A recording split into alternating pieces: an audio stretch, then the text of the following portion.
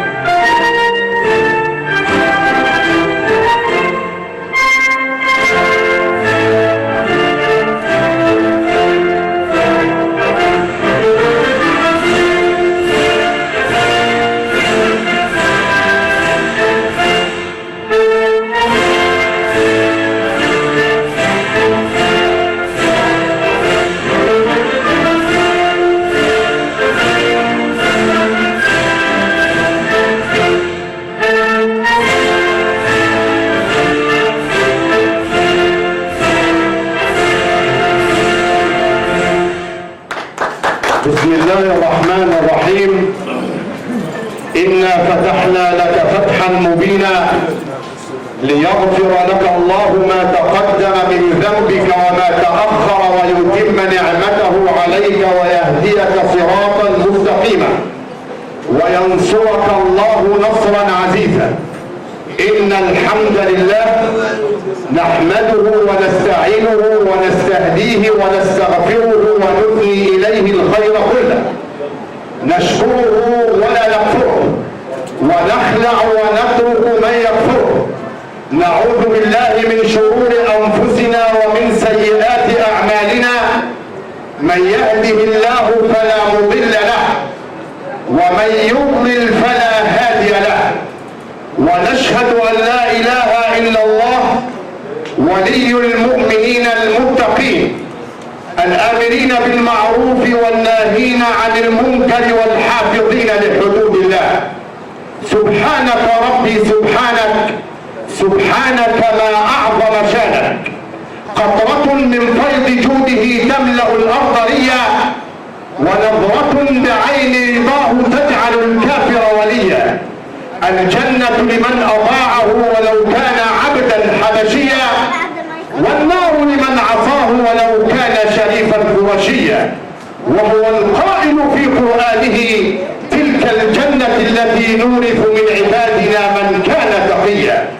ونصلي ونسلم على خير خليقته، أهل التقى والعفاف والنسب الشريف، سيدنا محمد بن عبد الله بن عبد المطلب بن عبد مناف ابن قصي بن كلاب بن مرة ابن كعب بن لؤي بن غالب بن فهر ابن مالك بن النضر بن كنانة ابن خزيمة بن مدركة بن إلياس ابن مضر بن نذار ابن معد بن عدنان، القائل فيما ورد عنه صلى الله عليه وسلم: إن الله اصطفى إبراهيم، واصطفى من إبراهيم إسماعيل، واصطفى من ولد إسماعيل كنانة، واصطفى من بني كنانة قريشا، واصطفى من بني قريش هاشما، واصطفاني من بني هاشم فأنا خيار من خيار.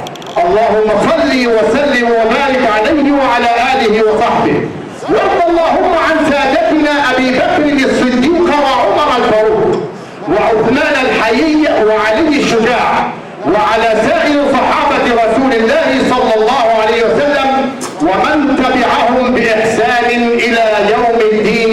ثم أما بعد، تحت رعاية معالي أشرف فؤاد سليمان مدير عام إدارة الدرنجات التعليمية نقيب معلمي بندر كفر الدوار، وباسم نقابة معلمي الدرنجات وباسم اللجنة المنظمة لهذا المؤتمر وهذا التكريم، نرحب بالسادة الفضلاء الأجلاء النبلاء أصحاب المعالي والسعادة والسرور.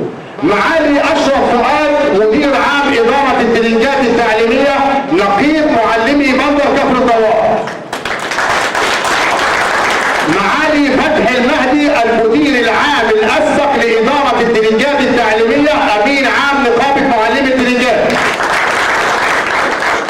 معالي سمير بيك زهران موجه اول اللغه العربيه الاسبق رئيس اللجنه الثقافيه بمعلمي الترنجات.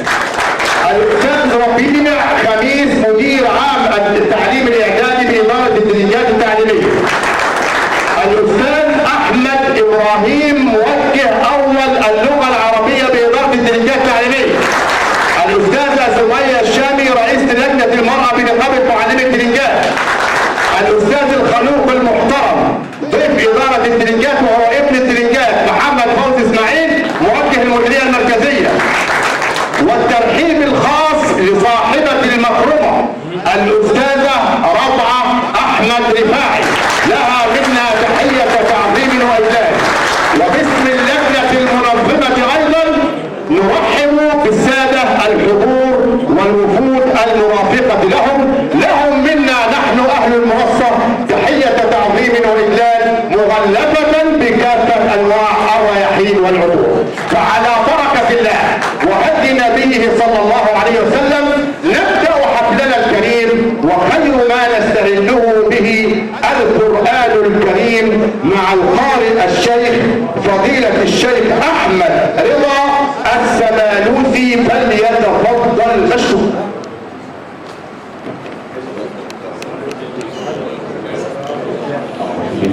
من الشيطان الرجيم. بسم الله الرحمن الرحيم.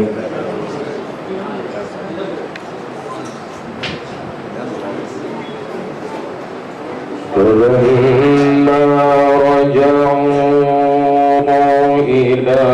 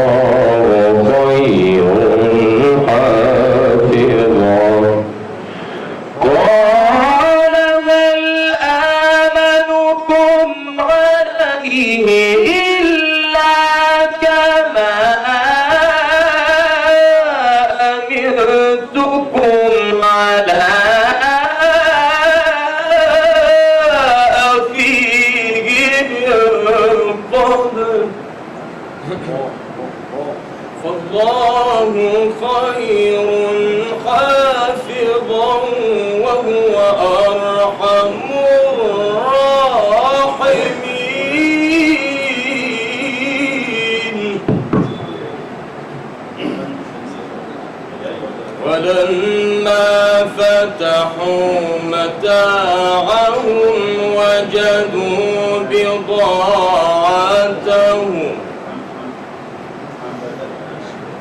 وجدوا بضاعتهم ردت إليهم. ولما فتحوا متاعهم وجدوا بضاعتهم ردت إليهم قالوا يا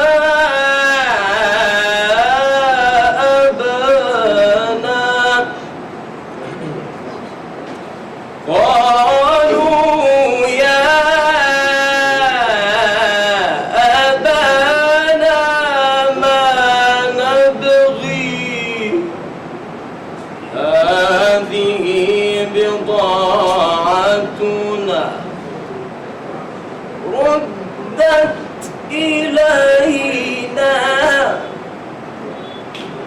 ونمير أهلنا ونحفظ أخانا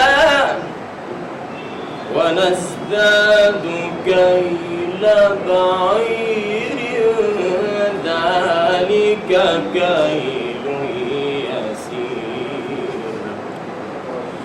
هذه بضاعتنا ردت إلينا ونمير أهلنا ونحفظ أخانا ونزداد كيل بعير ذلك كيل يسير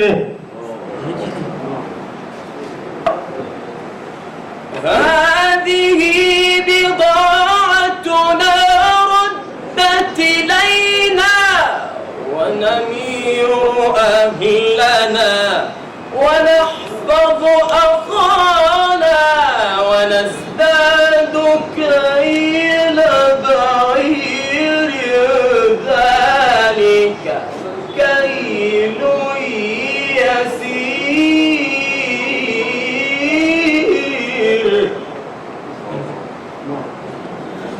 قال لن أرسله معكم حتى تأتوني موثقا من الله قال لن أرسله معكم حتى تأتوني موثقا من الله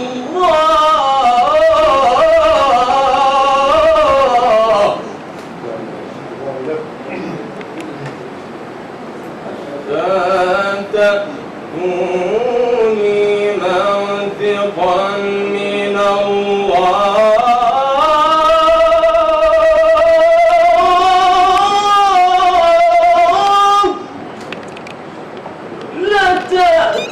لتأتونني به إلا أن يحاط بكم فلما آتوه موثقهم قال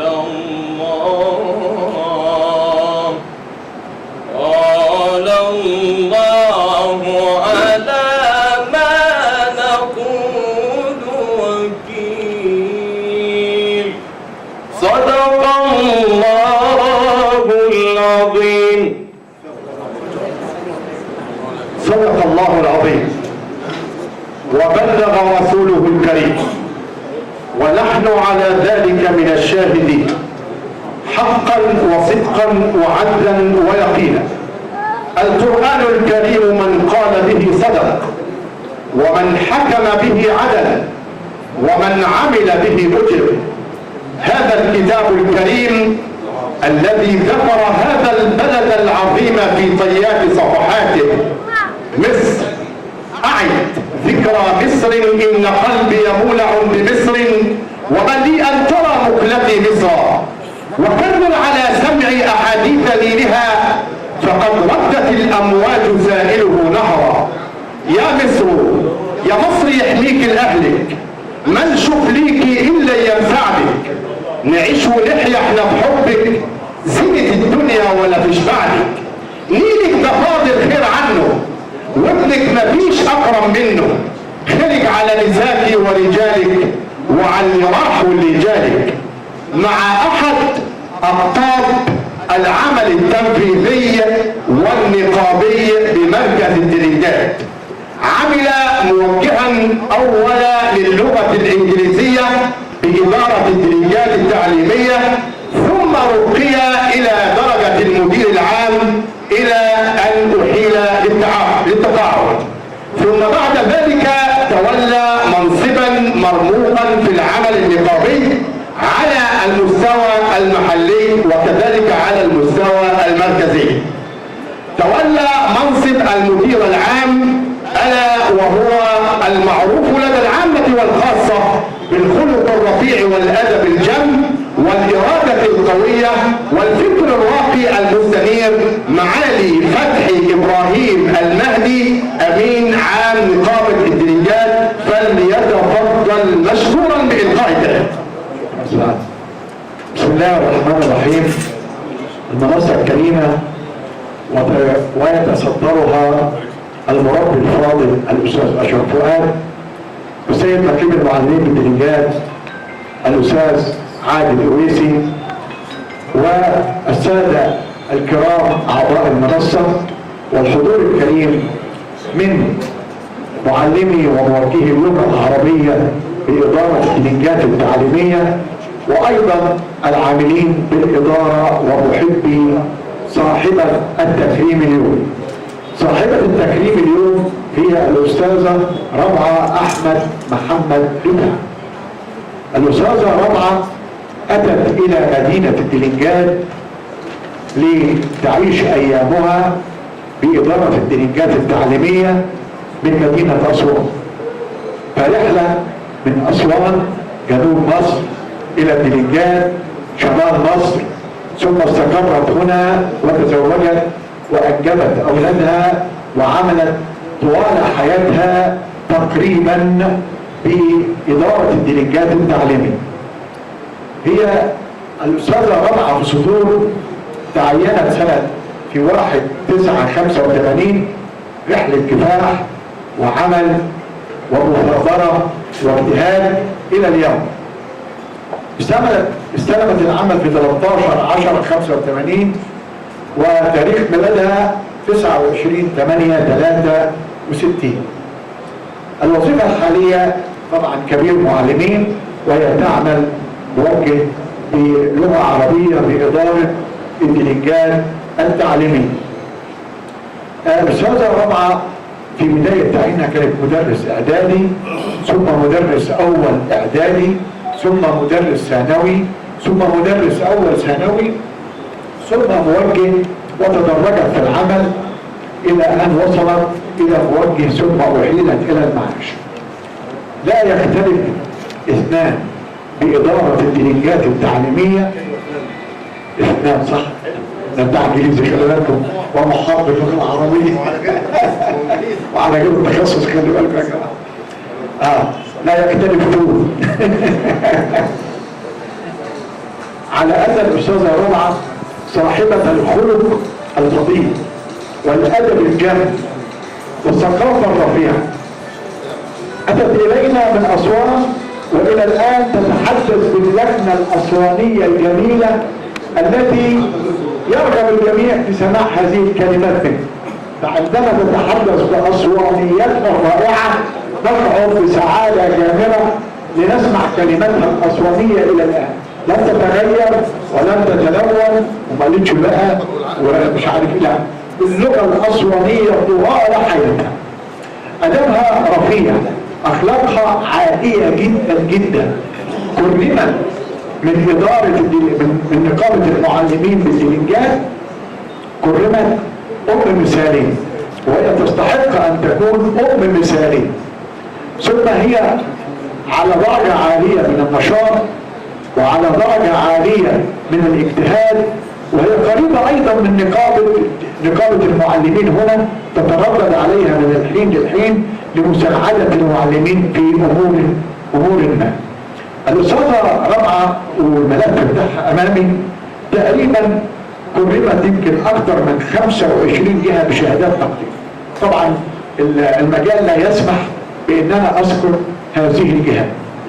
وحضرت العديد من الدورات التدريبية في حياتها العملية، العديد من الدورات، حتى أتقنت عملها بصورة رائعة، ويشهد لها الجميع، ويشهد لها أيضا توجيه اللغة العربية بهذا أكثر مننا. الأستاذة ربعة هي محبوبة إدارة الدلنجات التعليمية وأيضا نقابة الدلنجات التعليمية، محبوبة من الجميع. أمس وأنا أتحدث إليها قالت لي: أنا لم أمثل أمام التحقيق القانوني خلال هذه الفترة ولو مرة واحدة، مرة أعرض قدام حق القانون ولا أأخذ حتى يوم جزء واحد طوال هذه المدة. اللهم صل على النبي. ده يدل على أن الأستاذة كانت تعمل بجد واجتهاد، وكانت دائما تعمل بطريقة صحيحة لم يوجه إليها هذه الاتهام خلال هذه الفترة الطويلة التي عملت بها. ما تم التوجيه إليها هو الشكر والامتنان والعرفان والتقدير والاحترام والمودة من جميع من يعمل معها. هي ظاهرة فريدة فعلا. ابنة أسوان التي أتت إلى الدنجان لتصبح دلنجواتية معانا ولم تتخلى عن لغتها كما قلت الأسوانية إلى الآن حتى النهارده. أنا عايزكم وهي بتتكلم تسمعوا اللغة الأسوانية التي لم تستطع سنين محوها، سنين طويلة محوها، لا بلغتها حافظت عليها. أتت إلينا وأصبحت محل احترام للجميع، محل تقدير للجميع. وخير دليل هو حاضر أستاذ محمد، حاضر.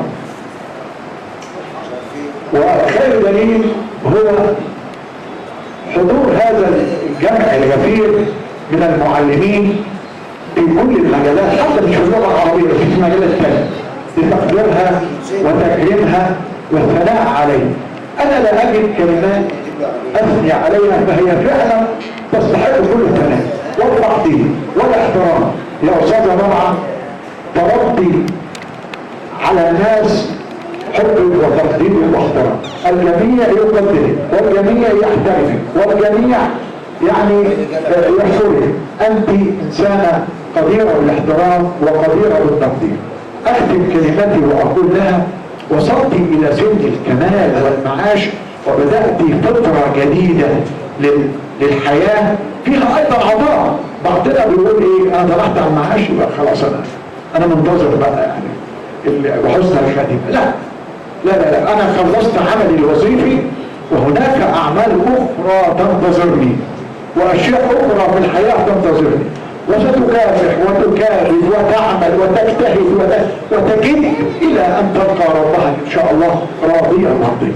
كل التقدير لها، كل الاحترام لها، كل الاحترام لابنه اسوان التي اضاءت نور الدنيا. والسلام عليكم ورحمه الله. أحب مكارم الأخلاق عهدي وأكره أن أعيب وأن أعاب، وأصفح عن سباب الناس حلما وشر الناس من يهوى سبابا، ومن هاب الرجال تهيبوه ومن حقر الرجال فلن يهابا، مع رجل من أجندة اللغة العربية مشهود له لدى العامة والخاصة بحسن الخلق، الموجه الاول السادس باداره الدلجات التعليميه، رئيس اللجنه الثقافيه بنقابه المعلمين الاستاذ سمير محمد زهران. فليتفضل. بسم الله الرحمن الرحيم. اهلا بالساده الحضور، اهلا بكم جميعا. انه لمن دواعي الفخر والشرف والسرور ان نجتمع اليوم في بيت المعلمين في بيتكم لنكرم احد مصابيح العلم، وهي السيده الفاضله الاستاذه رابعه رفاعي موجه اللغه العربيه، التي ولدت ونشأت في اقصى جنوب البلاد في اسوان، ثم عينت هناك، وفي السنة الأولى من تعيينها قامت بتنفيذ مسابقة أوائل الطلبة، وعندما شعر المحافظ وقتها طلب مقابلتها وكرمها في السنة الأولى من تعيينها في محافظة أسوان، ثم انتقلت إلى بيت الزوجية إلى هنا، وتزوجت من رجل فاضل رحمة الله عليه كلكم تعرفونه وتعرفون أخلاقه رحمه الله. كان يدفعها إلى التعامل والانخراط في المجتمع، كان يقويها ويشد على أرضها في التعامل مع الناس. هذه الأستاذة أول امرأة تعمل في التعليم الثانوي العام سنة 90، وكانت أول امرأة معلمة تدخل توجيه اللغة العربية، وقد تم تكريمها من جهات عديدة، من قسم المتابعة المركزية، ومن إدارة الدرجات التعليمية، ومن قصر الثقافة، ومن هنا من نقابة المعلمين. وتم تكريمها أيضا عندما اختيرت لمقابلة وفد المنيا في القرائية. تم تكريمها من قسم الجودة في المديرية المركزية، ومن قسم القرائية، ومن توجيه اللغة العربية. شهادات كثيرة تكريم. هذا التكريم لا يأتي من فراغ، يأتي من عطاء. وأنا عن قرب منها عندما كنت موجه أول معها كنت أتابعها في المدارس وأطلع على زيارتها، وكنت أسعد بهذه الزيارات. حقا كانت لا تترك صغيرة ولا كبيرة في العمل إلا وأشارت إليها. كانت تتبع السلبيات في المدارس حتى تمحوها. كانت تشير إلى كل شيء لم تخص اللغة العربية وحدها، ولكنها كانت تتحدث في وزارتها عن المكتبات وعن الأمن وعن النظافة وعن الانتظار وعن المكتبة وعن دورات المياه وعن التعليم وعن نسبة التعليم وعن الفصول وعن المناهج وعن كل شيء. زيارة كاملة متكاملة. نعم الموجهة، نعم القائدة، نعم المتابعة، نعم المعلمة. إنها الست الفاضلة، السيدة الفاضلة، الأستاذة ربعة أحمد رفاعي. نتمنى لها حياة جديدة بالتوفيق إن شاء الله. والسلام عليكم ورحمة الله وبركاته. ما الفخر إلا لأهل العلم، إنهم على الهدى لمن استهدى أدلاؤه، وقدر كل امرئ ما كان يحسنه، والجاهلون لأهل العلم أعداؤه. ففز بعلم تعش حيا به أبدا، الناس موتى وأهل العلم أحياء. مع أجندة اللغة العربية، هي طبعا الأجندة بتاعت المنصة كلها لغة عربية ما عدا الأستاذ فتحي المهدي. طبعا الأستاذ فتحي المهدي جدير إن هو يبقى تفوق علينا والحمد لله، فهو طبعا راجل مثقف ثقافة عالية. الكلمة الآن إلى الأستاذ الفاضل أحمد إبراهيم، موجه أول اللغة العربية بإدارة الدرجات التعليمية. فليتفضل مشكور. السلام عليكم ورحمة الله وبركاته. البركة بكم جميعا في بيتكم نقابة المعلمين. نجتمع سويا اليوم لتكريم الأستاذ ربعة أحمد رفاعي، وهي غنية عن التعريف. طبعا الأستاذ فتحي المهدي سرد قصة الأب ربعة من أول ما وصلت من أسوان للآن، بس في جزئيات فنية بعيدة عن الزملاء. احنا كموجهين محتكين بالأستاذة ربعة، فالأستاذة ربعة هي معلم للموجهين نفسهم فيما تفعله داخل عملها نفسه. طبعا الأستاذة ربعة النهارده بتنهي هذه الحياة اللي هي الحياة الوظيفية فقط لا غير، وبتبدأ رحلة جديدة نتمنى لها أن يوفقها الله سبحانه وتعالى في هذه الرحلة، وبنتمنى من الله سبحانه وتعالى أن يمدها بالصحة والعافية، وأن يفتح لها أبوابا من الخير، لأنها صنعت هذا الخير فلا بد أن تحصده. دائما من يزرع الخير لا يحصد إلا الخير، وهي زرعت طول هذه السنوات الخير، ويشهد بذلك كل من عمل معها أو حتى شاهد عملها، فعملها يشهد لها الجميع من الحضور وأعلم ذلك. قد عمل معها أو عمل تحت إشرافها والكل يشهد لها، وهذا لا يحدث كثيرا أن يشهد الجميع بهذا الخير. ولكن هذا دليل على أن الله سبحانه وتعالى قد ميزها في هذا الأمر واختارها لهذا الأمر، وجعل هذه الصفحة ناصعة البياض ليحتفل بها أبناؤها ومحبيها، والجميع يشهد لها بالخير، ونتمنى لها أن يوفقها الله سبحانه وتعالى، ونتمنى من كل من أراد أن ينهل من معرفتها أن يتواصل معها ويستفيد منها. وأشفق كثيرا على من سيأتي بعدها في المدارس التي كانت تتابعها، لأنه سيعاني كثيرا ليفعل مثل ما كانت تفعل. ووفقها الله سبحانه وتعالى وجعلها اللقب الذي اتفقنا عليه مع الاستاذ عادل، وانا بقول للاستاذ عادل اذكره، لان احنا فعلا هذا اللقب اللغه العربيه اللي منحته الخاص الاستاذ عبد الله الهويدي الى جواري، هو من منحها هذا اللقب ريحانه اللغه العربيه. هو دائما كان يطلق عليها هذا اللقب لانها فعلا ريحانتنا التي تتمتع بها وتزيدون فضلا.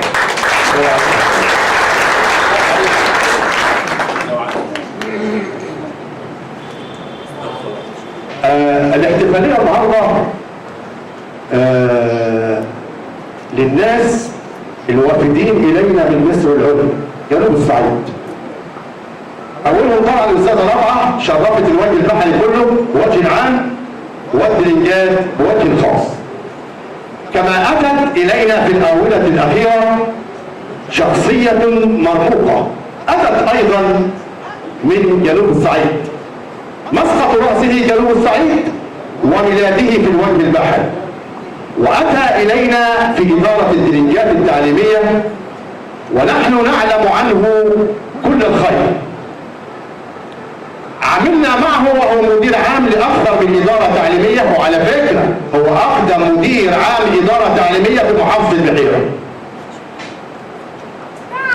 الراجل ده من الفواز، حشوة بتاعته حشوة كويسة، يعرف تمام المعرفة كيفية امتصاص المشكلة ووضع الفروض أو الحلول المناسبة لحلها، حتى وهو في الإدارة السابقة.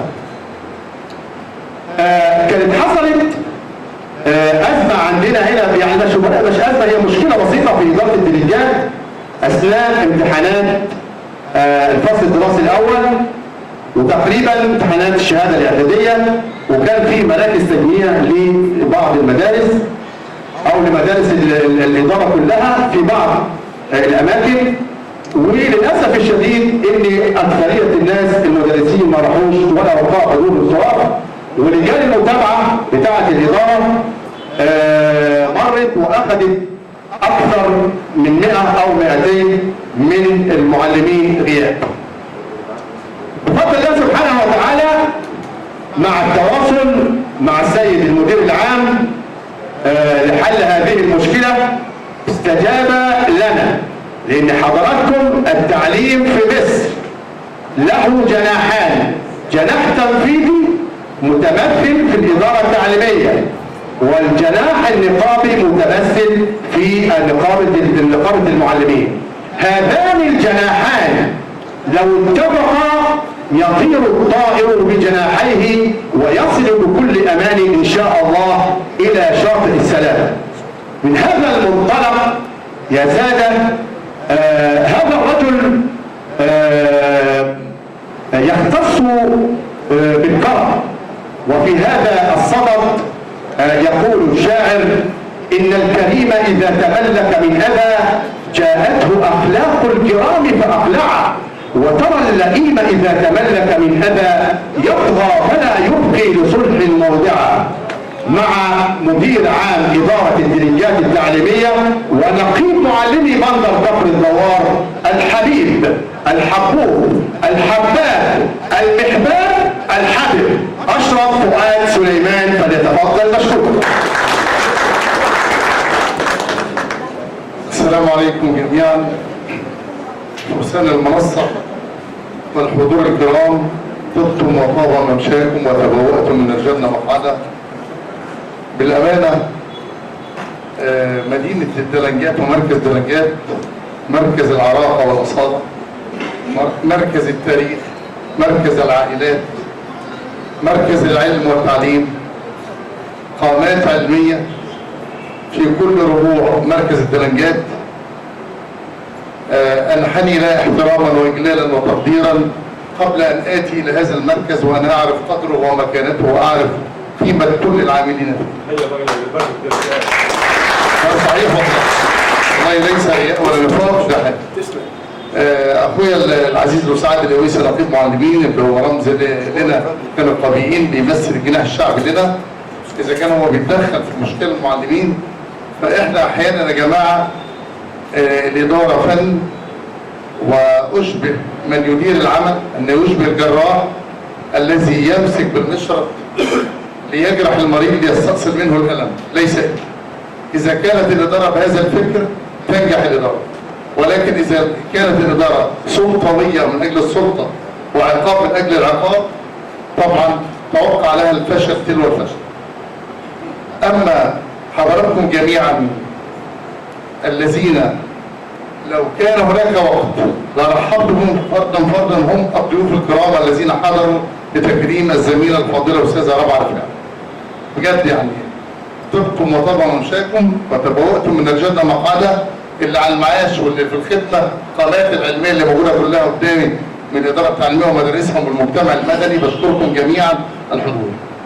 اما يوم الوفاء اللي انا شايفه الاستاذه رابعه رفاعي، طبعا اللي هي نموذج من العطاء كما ذكر الجميع اساتذتي الافاضل، الاستاذ فتحي المهدي والاستاذ سمير وكل اللي تحدث، والاستاذ احمد والاستاذ عادل، كل اللي اتكلم على الاستاذه رابعه، ده شيء طبعا قليل في حقها.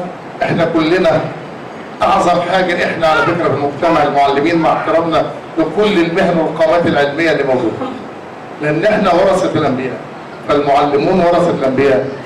نحن الاعلى كعبا وقدرا، نحن الاعلى كعبا وقدرا، نحن صناع التنميه البشريه. انك بتصنع انسان قدامك وتطلعه مهذب خلقيا وسلوكيا ومتعلم طبيب. نحن الذي نصنع الطبيب والمهندس والمحامي والقاضي والشرطي والعامل والموظف والمحاسب. احنا المعلمين اللي بنعمل كل الحاجات، فاحنا فعلا اعلى كعبا وقدرا. ومتى نجد ذلك؟ لما تروح لمصلحه حكوميه انت مش عارف ايه حد، وتتفاجئ بان تلميذ من تلامذتك او تلميذه من تلامذتك بتقول لك اتفضل يا استاذ فلان، هتحس ساعتها ان فعلا انت فعلا افضل واحد في المجتمع. ودي حقيقه يا جماعه ان احنا المعلمين فعلا يعني ورث الانبياء، حاجه عاليه جدا، مش قيمه ماديه وفلوس بس، لا، احنا قيمتنا احنا في نفسنا، احنا صناع التنميه البشريه. شوف المعلم اللي صنع الاجيال وطلع الطبيب والمهندس، هو ده المعلم، هو فعلا ده حمل رساله الانبياء.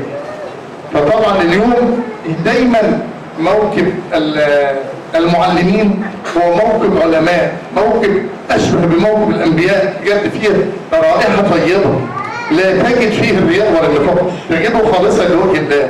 المحبه اللي موجوده جايه لوجه الله دي عشان الشخصيه الزميله اللي طالعه معاش. على فكره مفيش فرصه بتكون قدام زميل او زميله طالع مش ادعى اليه الا اسعد، يعني ببقى سعيد لان انا انا ابن التربيه والتعليم، والفخر ليا ان انا معلم رقم واحد، وافضل وظيفه في التربيه والتعليم المعلم. عشان بقى الناس اللي عايزه المناصب القياديه، والله اسهل وافضل وظيفه هي المعلم، وافضل وظيفه فعلا انك تكون معلم، بس مش حاجه تاني. الهموم بتزداد عليك في كل الوظائف الخيريه التانيه، اعباء ما بعدها اعباء، وثقال ما بعدها ثقال. افضل وظيفه واسهل وظيفه هي المعلم، انك تكون معلم فقط، واللي احنا بنفخر بيه. وايام السعاده والرخاء والهناء في حياه اي واحد انا بفتكرها كده بس ارجع وانا معلم وماسك الايه؟ تبشير. اما بقى الحفاوه اللي موجوده في اسره اداره الدرجات ونقابه المعلمين، جمع الكريم اللي موجوده بقياده الاستاذ عادل، لما جينا في اللغه العربيه يا اشرف، والله يا استاذ عادل بجد لا هنا انا شايف في انصهار الناس مع بعضها، في محبه خالصه وصادقه. الاستاذ عادل اتكلم، انا اول زبره ليا كنت في مدرسه الاعداديه كان عند الاستاذ صابر، التقيت بالاستاذه رابعه وقالت لي انا موجهه هنا اللغه العربيه، ومن لهجه ولكنه الحديث زي ما الاستاذ عادل عرفت انها صعيديه، قلت لها انت مش من هنا، انتصاريه، لان انا بحكم ان انا المنشأ الاهلي في الصعيد، فطبعا عرفت قلت لها لا انتصاريه، قالت لي فعلا انا اسوار. يعني صارت المعرفه من هنا وقلت لها في تصحيح تاني. سالت الزملاء لقيت كل الجميع بيثق يعني في عملها. الاخلاص في العمل دايما كلمه لما بكون في اي تكريم بتكلم عن الاخلاص في العمل يا جماعه، ان الاخلاص ده سر من اسرار الله سبحانه وتعالى في عباده، انه لم يطلع عليه شيطان ليفسده ولم يكل به ملك ليكتبه، بل تكفل الله سبحانه وتعالى بل يسجله للعبد بنفسه ليرى اثر الاخلاص في اولاده وفي ذريته. احسبها على نهر جاري من الحسنات ان اخلاصها في اولادها اللي شفتهم قدامي محمد واحمد وحمدي اللي هي بركه البيت، طبعا هم هيكونوا في ثواب، وبركه الشيخ حمدي طبعا الى ان يلقوا الله طبعا كلهم البيت كله. بقول لهم ربنا يجزيكم خير جميعا. بقول للاستاذه رابعه كل سنه وانت طيبه، كل سنه ونص اخواتك، لان طبعا كان عشان ما محمد فوزي وباقي الاسماء كلها، استاذ هويدي والناس كلها القامات اللي عندها قامات النقابه كلها، والاستاذ عادل اللي وصل اللي احنا ما عطيناش حقه طبعا باسلوبه العذب وكلماته الرقراقه طبعا اللي بنخليها احنا كلنا بتوع رياضه مش بتوع عربي جنبه طبعا. لا يا فندم بقول لكم كل سنه وانتم طيبين. اقل حاجه بنقدمها باسمكم جميعا الاستاذه رابعه طبعا شهاده تقدير المعلم المثالي على مستوى اداره الدرجات، وبقول لكم كل سنه وانتم طيبه وربنا يوفقكم. الاستاذه رابعه رفاعي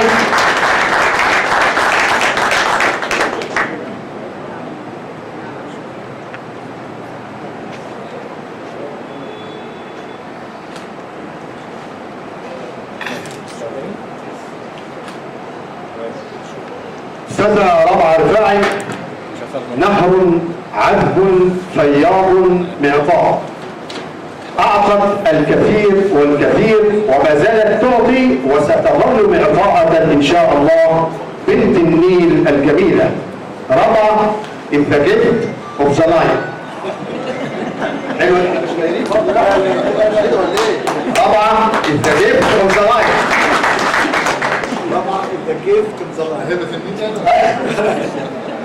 اعلموا يا سادة أنه كلما طهر القلب رق، وإذا رق رق، وإذا رق ذاق، وإذا ذاق فاق، وإذا فاق اشتاق، وإذا اشتاق اجتهد، وإذا اجتهد هبت عليه نسائم الجنة. يا سادة مراتب الجمال 5: أدناها جمال الملامح، وأوسطها جمال الكلام، وأعلاها جمال الروح، وأغلاها جمال النفس، وأنقاها جمال القلب. فمع نقية القلب الأستاذة الحبيبة رابعة أحمد رفاعي صاحبة المكرمة فلتتفضل مشكورة بإلقاء الكلمات.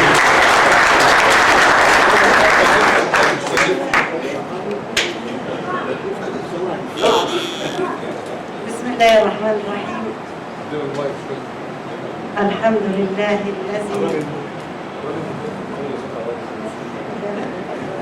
الحمد لله الذي أنعم علي بنعمة الحب.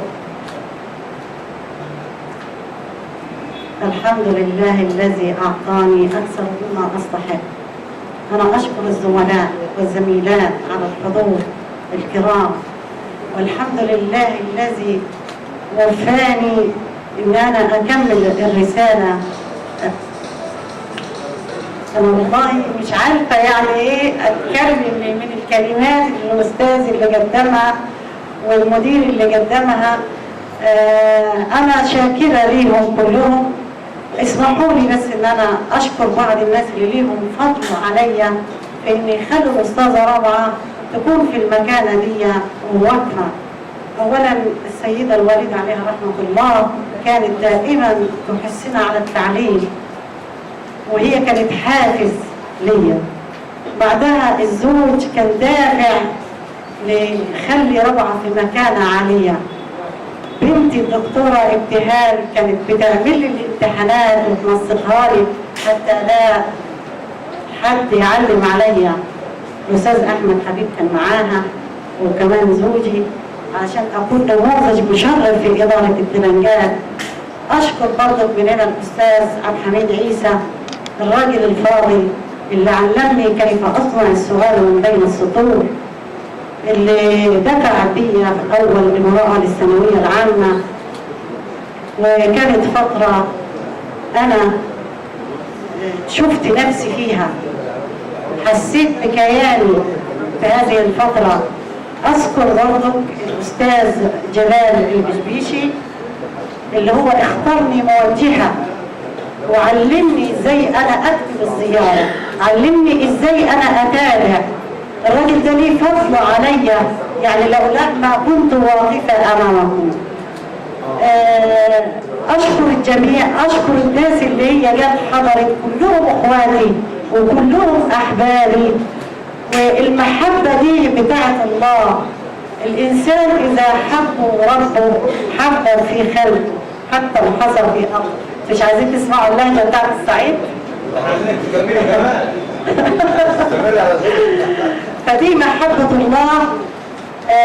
الحمد لله. الإنسان إذا كان بينه وبين الله عمار، دائما الإخوة والأخوات يبقى في عمار بينهم وفي حب بينهم خالص لوجه الله بدون أي مصلحة.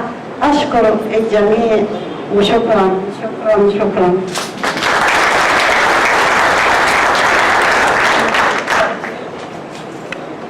استاذن حضراتكم بس راحة لمدة 10 دقائق علشان الوجبات. شقيق الاستاذ هنداوي محمد الشناوي زوجنا الرابعه سنه توفى الله يرحمه الله، وكان الاستاذ سعيد الشناوي كان زميل له في البلد العلميه سنه توفى الله يرحمه الله. مدى تقديري واحترامي واعتزازي وفخري بكم واللي بتعملوه اكثر مما تتصوروا. اشكركم اكبر شكر. شاكرين يا جماعه. استراحة قصيرة لمدة 10 دقائق. محمد الداعي وكل معلمي اللغة العربية وكل الحضور الكرام يتفضل بإهداء التقدير للسيدة رابعة نيابة عن مجلس نقابة معلمي الترنجات معالي فتحي إبراهيم المهدي الأمين العام، فليتفضل. أحمد وقفت على فوق عشان نعمل لا طبعا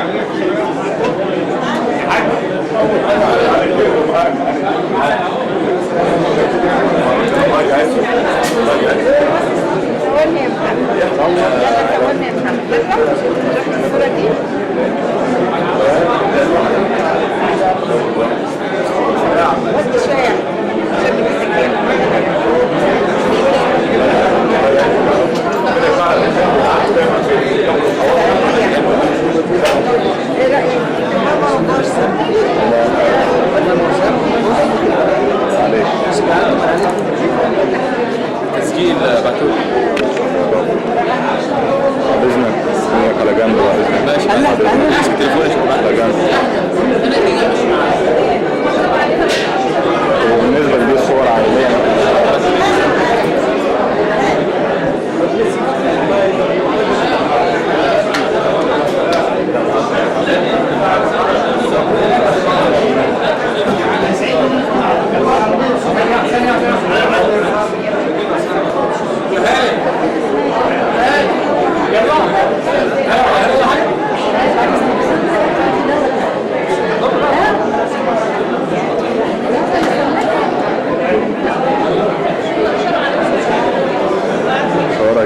صورة عائلية أنا ماليش فيها.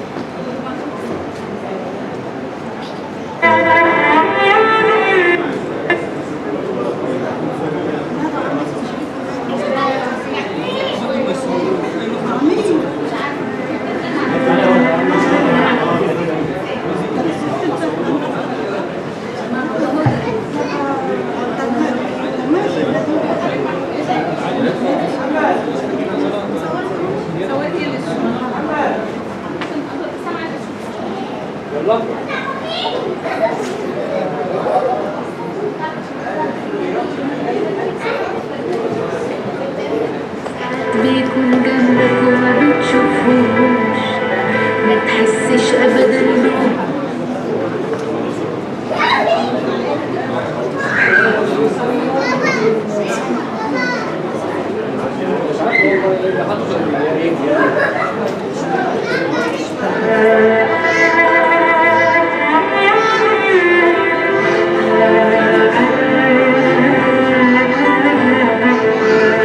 حد ساعات بيكون جنبك وما بتشوفوش، ما تحسش ابدا بوجوده مع انه قريب. وفي حد يفارق ويسيبك انما بيعيش جوه قلبنا، بتغيب الشمس انما اسمه عمره ما بيغيب. في فرق ما بين جسم بيمشي وروح ما بتمشيش، واللي انت اكيد سايبه بينا تدني سيان. فرحت كتير وجه دورنا معاك هنكمل مشوار، اصل مفيش في الدنيا دي اغلى من روح انسان. وعشان اجيال بعدنا جايين يفضلوا فاكرين.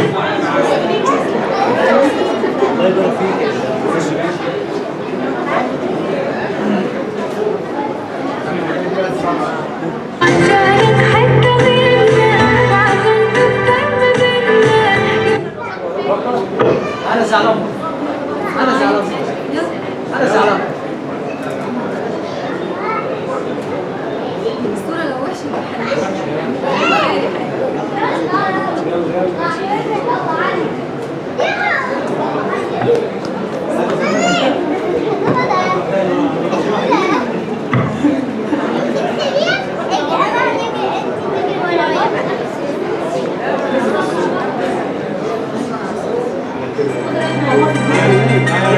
Thank you.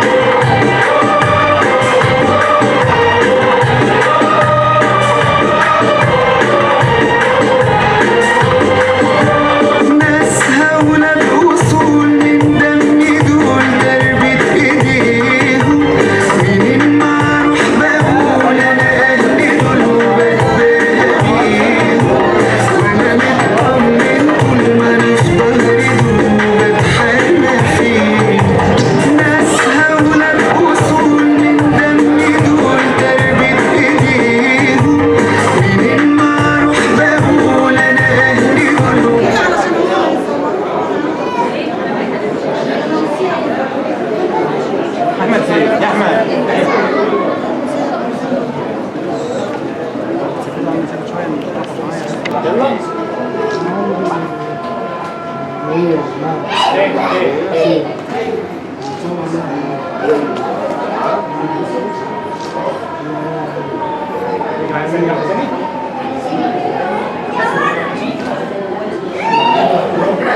خش يا احمد.